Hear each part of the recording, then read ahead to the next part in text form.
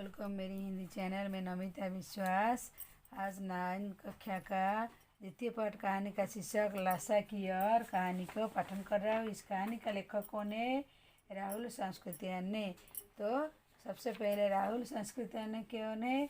उन्होंने 1893 में उन्होंने नैनीताल गांव में जन्म लिए और उन्होंने पैतृक गांव की तरह कौनला था। उनका नाम पहले अपना मूल नाम था केदारनाथ। उन्होंने उनकी शिक्षा काशी अगर लाहिर में किया। उन्होंने श्रीलंका जाकर बौद्ध धर्म ग्रहण किया और उन्होंने 1930 में उन्होंने नाम चेंज करके उनका राहुल संस्कृतियान लिखा गया। 1963 में उनका देहांत हुआ। राहुल संस्कृतियान ने कहानी, पुस्तक, आत्महत्या का उपन्यास सभी कुछ लिखे थे। साहित्य, अलग दर्शन सभी कुछ लिखे राहुल ने। उन्होंने मात्रा अनुसार उन्होंने मनोरंजन, ज्ञानवर्धन स्थलों के साथ साथ सांस्कृतिक आदान प्रदान मध्य किए थे। सभी यात्रा जिधर के थे उन्हीं के बारे में उन्होंने लिखा है। तो अभी ये लाह की ओर क्या है, नेपाल की ओर जो रास्ता होता है 1929-30 में नेपाल रास्ते की थी यात्रा की थी। उसी के भारतीय में तिब्बती कैसे अनुमति देने, भारतीय अनुमति नहीं था नेपाल जाने के लिए, पर उन्होंने भीख मांगे की छत में बस करके उन्होंने लाह की ओर यात्रा किए थे। उसी दुर्गम रास्ते में क्या क्या हुई थी यात्रा के पूर्वांत उन्होंने इधर लिखित किए हैं। तो हमें अभी लाशा की ओर कहानी के अभी हम लोग पाठन करेंगे। लेखक राहुल संस्कृतियान ने लिखित किए। तो यहाँ नेपाल के तिब्बत जाने के मुख्य रास्ता है। नेपाल का रास्ता था तो कानपुर के लिए जब नहीं खुला थी नेपाल में, नहीं हिंदुस्तान चीज़ें की इसके रास्ता तिब्बत थी। व्यापारी की सैनिक रास्ता था। उधर फौजी जगह जगह पर कभी थे चीनी पलटा करते थे। आजकल फौजी मकान गिर चुके हैं भाग में कि मन अपना बढ़ने का घर कुछ व्यवस्था दिखाई पड़ता था। प्रतीक तक इतना सोचे पानी पीने के ठेले थी। बताओ यात्रियों की तकलीफ थी, आराम करने की बातें थी। जाति पर छुआछूत नहीं था, पर बहुओं की पर्दा में रहते थे स्त्रियों की।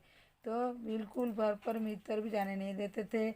अपरिचित लोग को, परिचित लोग को भी थी, उनके साथ लोग को भी उन्होंने पर्दा देते। चाय चीनी मांग कर बाहर में करते थे और मिट्टी के बर्तन में उन्हें पीते थे। यदि बैठक में दूल्हे दूर तो आपको डर के सारे मक्खन आपकी चाय पड़ जाता था। खुद बांधकर जोड़ी मत कर सकते थे। तो चाय का रंग तैयार जाने पर फिर नमक मक्खन डालने की ज़रूरत होती थी। ये चाय ऐसी बनती थी लाशा की और कहानी में। तो दूसरी पेज का हम लोग पाठन करेंगे कहानी। दूसरी पेज में क्या है, परित्यक्त चीनी किले में जब हम चलने लगे, चीनी किले का नाम क्या है, चीनी किले चलने लगे तो एक आदमी राहदारी मांगने आया।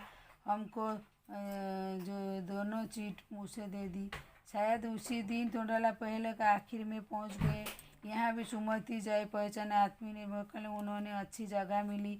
5 साल बाद हम उसी रास्ते में लौटे। भीख मांग के जाते रास्ते में बार सो कर आए, किंतु वक्त इसी के रहते जगह जगह हम गांव के एक सबसे गांव झोपड़े में जाकर बहुत पहुँचे। उधर झोपड़े में खास कर राम चक्कर बहुत कम होश हवास दुकान में रहने लगे। जब हमें सबसे विकट झाड़ा धोलना पार करता था, झाड़ी निबंध में सबसे खतरे जगह थी। तो 16-17 हज़ार फीट ऊंचाई होने का कारण उनके दोनों तरफ मिली तक कोई गांव गिर भी नहीं होती थी। तो नदियाँ के मोड़ पर पहाड़ों के कोने कारण बहुत दूर तक आदमी दिखाई नहीं। ऐसी रास्ता ऐसी जगह था जो दूर दूर तक कोई घर भी दिखाई नहीं देते पहाड़ों के तरफ से। तो बोलते हैं गांव में लेकर खून हो जाए तो मार देते, उसके बाद उसके सारी चीज़ें चोरी करके ले देते थे। तो कुछ पैसा भी नहीं रखते। हथियार कानून करने का कारण लाठी तो बीतल बंदूक ले जाते झाकू। तो डाकू यदि जान के मार खुद प्राणों को खतरा था। मालूम हुआ कि पिछले ही साल थोड़ा खून हो गया। शायद खून की हमें उतनी परवाह करने की, क्योंकि भीख मांग के जहाँ जाए वैसे ही सूरत देखते थे। टोपी उतार जीभ निकाल कुछ एक पैसा कहते भी मांगते थे। लेकिन पहाड़ की ऊंची चढ़ाई सामान लाद कर वो पीठ पर लाद कर कैसे वो जाते थे। सुमति के कहा कि लड़कर तक लिए तो 16-17 मील से कम नहीं। मैंने सुमति से कहा कि यहाँ से तो ले जाने के लिए हमको घोड़े और जाने के लिए ऊपर 16-17 फीट ऊँचा, इसलिए सुमित को बोला हमको एक घोड़ा चाहिए।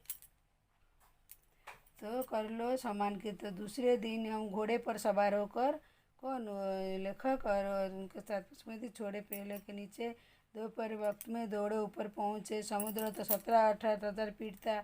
हमारी दक्षिणी तरफ खूब पश्चिमी तो हजारों में शिखर चलने लगे। मीठे मीठे दिखने पहाड़ों में बिल्कुल दिखाई, बर्फे सफ़ेद था, बर्फ पड़ रहा था पहाड़ों पर। वो चलने बोलते टिया कहीं दिखाई देती चोटियाँ। स्थान पर घोड़े देवता का स्थान था, जो पत्थरों के ढेर। जानकारी संगम के रास्ते में जा रहे हैं, कौन सी चीज़ देखा रखे उन्हीं के बारे में उन्होंने वर्णन की है। जो बोलते उतराई थी, बढ़ाई के कुछ दूर थोड़ी मुश्किल उतराई, बिल्कुल शायद एक साथी हमारे साथ चल रहे थे। मेरा घोड़ा घोड़ा जो घोड़े के साथ धीमे धीमे चल रहा था, तो अपने घोड़े का सुमता झुला रहा था, नहीं पड़ता था। घोड़ा आगे जा रहा था, पीछे जा रहा जो चल कर जा रहा था। मेरे को जैसे लगता है आगे जा रहा है कि पीछे जा रहा है, मालूम नहीं पड़ता था। घोड़ा इतनी धीरे चलाता है। मोल ढीले मिल चाचा था। एक घर पूछने के लगा, लड़कर रास्ता दायित्व वाला था, फिर लौट कर उसी पकड़ा। 4-5 करीब गांव मिलकर सुमत के इंतजार करते मिले। मुंह ऐसे लाल होता वो, अब तो पूरे गुस्से उन्होंने धोकर को कूट डाला। 3-3 फ्राई गर्म किया। मैंने नरमी जवाब दिया, लेकिन मेरा कसूर नहीं, मित्र देखा नहीं तो घोड़ा मुझे मिला। रात पहुँचने उम्मीद रखा था। खैर सुमति जितनी जल्दी गुस्सा आता है उतनी जल्दी ठंडा हो जाता है।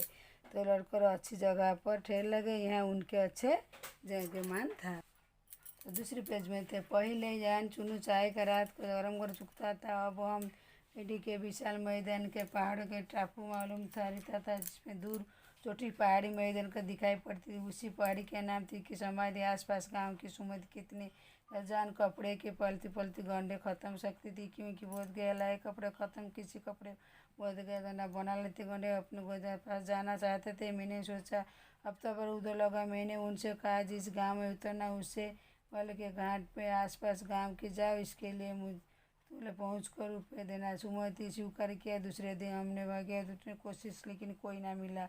सवेर चले गए, अच्छा, लेकिन सब 10-11 बजे तेज धूप चलना पड़ रहा था। तिब्बत के धूप बहुत छोड़ मालूम होती, जब भी थोड़े मोटे कपड़े डालती गर्मी खा ली थी। अब 2 बजे सूरज की ओर मुँह करके चल रहे थे। धूप जल रहा था और पीछे का अंदर तरफ था। फिर हमारा पीठा अपनी अपनी चीज़ दिलाते पड़े थे। यदि भी सुमति दिलपी में थी, लेकिन वो यज्ञमान मिलना चाहते। आदमी मिलने के बहाना से करीब बिहार और चलने के लिए कहा। जमीन बहुत अधिक, छोटे छोटे जमींदार बैठी थी। इस वजीरों का ज़्यादा हिस्सा मठों के हाथ में थे। अपनी अपनी जागीर के हर के जागीरदार कुछ खुद करता था, जिसके लिए मजदूर बेकार मिले जाते थे। खेती जब देखने के लिए कोई भी मिल जाता था, जो जागीर के आदमी के लिए राजा नहीं होता। चक्र खेती मुखिया में चुप पुरुषों के वो बहुत प्रेम से मिले। हालांकि उसमें वक्त मेरा ऐसा नहीं, कुछ खलना करना चाहिए। यहाँ एक अच्छा मंदिर था। तो ऐसे रास्ते में चलते चलते उन्होंने कैसे ये बिहार के हाथ में चले, अपनी अपनी जागीर के खेती बूंद सब देखने चले। भिक्षु भेजा जाता जागीर के लिए, राजा नहीं होता, शिखर खेती मुखिया होता। तो ऐसे यहाँ एक अच्छा मंदिर था। उन्होंने मंदिर की तरफ खंजूर क्या है वृंदावन अनुवाद की हस्तलिखित 103 पोथियाँ रखी हुई थी। मेरा आसान भी लगा। वो बड़े मोटे कागज अच्छे अक्षरों में लिखे हुए, एक एक 15-15 शेर कम नहीं होगा। तो किताबें थी। सुमति फिर हंस के वजह से जाने के लिए पूछा, पुस्तक के भीतर, इसीलिए मैंने उन्हें जाने लिए दिया। दूसरे दिन वो गए। मैंने समझा 2-3 दिन लगे, लेकिन उसी दोपहर को बदले। तीसरी वस्तु पहले को बहुत दूर नहीं थी। हमने अपना अपना सामान पीठ पर उठाया और मस्ती से विदाई लेकर चल पड़े। तो कहानी क्या है, तो कहानी का लासा की ओर का यात्रा किए थे कौन, राहुल संस्कृति ने। उनकी यात्रा में क्या क्या विदा हुई थी, कैसे दौड़ रही थी नेपाल के रास्ते में, फौजी लोग कैसे जगह जगह पर थे, कैसे उधर वो स्त्री लोगों को पर्दा पकड़ रखा था, वो सामने ऐसे नहीं आते थे। और कितने रास्ते में जो उनकी घोड़ा धीरे धीरे चल रहा था, उधर से नहीं चल रहा था, खाली पहाड़ों का रास्ता, किधर एक मंदिर तो मिलता था। और जो भी तो है सभी उन्हीं के जो यात्रा में देखे थे, वो सब भी एक कहानी में विवृत किए हैं। तब ये कहानी पाठन हो गए। अभी हम इसका प्रश्नोत्तर अभ्यास करेंगे। क्या लासा की और लासा की और की कहानी को अभी हम लोग प्रश्नोत्तर अभ्यास करेंगे। पहला प्रश्न, क्या थोड़ा पहले आखिरी गांव पहुंचने पर दिग्भाग के बेस में होने के बावजूद लेखक ठहरने के लिए उचित स्थान मिला। उसकी दूसरी यात्रा भद्र बेस में उचित स्थान नहीं मिला, क्यों? मार्ग पर प्राप्तियों की जैसे व्यवस्था नहीं थी, इसीलिए वो जान पहचान आधार पर ठहरने का बोले उधर भय लगता था, जान पहचान के रास्ते में ठहरने के लिए उन्होंने उचित समझा था। भटकना नहीं चाहते। दूसरे तिब्बत तामचा बजे कर फिकर मस्त हो जाते थे। जब शाम हो जाता यात्रियों की सुविधा ध्यान नहीं रखते, इसीलिए वो बोले जान पहचान रहने के लिए। दूसरी प्रश्न, उस समय तिब्बत हथियार कानून रहने के कारण यात्रियों का प्रकार क्या है? तो हथियार लाने ठंडे तेर लेकर चलाते थे। डाकू अपनी रक्षा के लिए यात्रियों लोगों के पहले बाहर कर दे डाकू अपना रक्षा के लिए पहले लोगों को यात्री के ऊपर बाहर कर देते थे। उनके पास जो था उसके पास सभी सामान ले जाते थे। तो तीसरी प्रश्न क्या है? लेखक दौड़े कर मार्ग में साथियों कारण त्रिपुराया। तो घोड़ा बहुत सुस्त था, रास्ता भटकर ट्रेन ढीला चल रहा था, वो सोच रहे थे वापस जाना पड़ता था गुस्सा के लिए। तो चार प्रश्न क्या है? लेखक ने शेखर भीम सुमित के जाने पास जाने का रोका, पर दूसरी बार नहीं किया। तो सुमित उनके पास जाकर बोध गया के गंडे नाम पर किसी कपड़े गंडा देकर दक्षिण वसूल करते थे, हफ्ता देते थे, इसलिए मना कर दिया। 5, अपनी यात्रा के दौरान लेखक की कठिनाइयों का सामना करना पड़ा। एक बार वो भूलवश रास्ता भटक गया, दूसरी बार उसे बहुत तेज धूप के कारण परेशान होना पड़ा। 6, प्रस्तुत यात्रा वृत्तांत उधर बताइए, समय का निबंध समाज कैसे था? तो महिला आजमन लोगों के लिए बना कर देती थी। नियम से ऐसी भीख मांगे कोई भी किसी के घर में आ जा सकता था। पुरुषों को शाम शाम तक पीकर मदिश रहते थे। गंडे का विषय रखते। समाज की अंधविश्वास बोला बला था। किधर वो नेपाल के रास्ते में जाने को उसी गाँव में से। तो 7 में यह पुस्तक के भीतर नीचे गए शक्ति को किस वाक्य में लिखो? क्या है? लेखक पुस्तक पढ़ने समय क्या का पढ़ने समय रम गया। तो और दूसरी क्या है? कौन सा होगा? लेखक पुस्तक पढ़ने के रम गया, तो ये वाला होगा। तो और 8 प्रश्न क्या है? सुमति राज पर परिचित लगभग के गांव के मिले आधार पर व्यक्तित्व किन विश्वसती थी? तो मिलकर भूख व्यक्ति को जिनकी जान पहनाते रहती थी। सुमति लोगों की अनुचित लाभ उठाते थे, पर इसकी खबर लोगों को नहीं लगती थी। वैद्य धर्म का आस्था रखती थी। तो हाल ही में मेरा भी इसके लिए 9 प्रश्न में आपकी समझ में अथवा अनुवाद कीजिए। तो हम अच्छा पहनना देखकर किसी अपनाते गंदे कपड़े को दुर्कराते लेखक विक्राते यात्रा करते थे, इसीलिए उससे यहाँ अपेक्षा नहीं शेखर विकार का भी सम्मान तो मनाए करते थे। तो यात्रा वृत्तांत आधार पर तिब्बत भौगोलिक स्थिति का शब्द चित्र प्रस्तुत स्थिति अपना शहर किस प्रकार कीजिए? तो यहाँ 17-18 हज़ार फीट ऊंचे चौड़े खतरनाक जगह हैं। ठंडे नदी के मोड़ पहाड़ी चट्टियों के कारण बहुत ऊंचे नहीं थे यहाँ, और हजार बर्फ से तो शिखर दूसरी बीटे बहुत कम बर्फ रहती थी। विशाल मैदान पहाड़ों के यहाँ विचित्र जलवायु करके जलने का जलता उसमें पीठ बर्फ ठंड हो जाती थी। तो आपने भी किसी स्थान यात्रा किए हैं तो अनुभव लिखकर स्वयं आप पढ़कर लिख सकते हो। तो अभी 9 कक्षा का 2 पाठ कहानी का शीर्षक क्या है?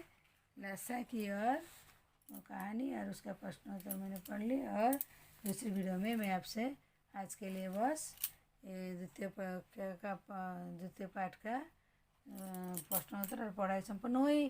द्वितीय पाठ में मैं आपसे मुलाकात करती हूँ। मेरी वीडियो देखने के लिए आप लोग को धन्यवाद। मेरी वीडियो को देखते रहिए और लाइक सब्सक्राइब कीजिए।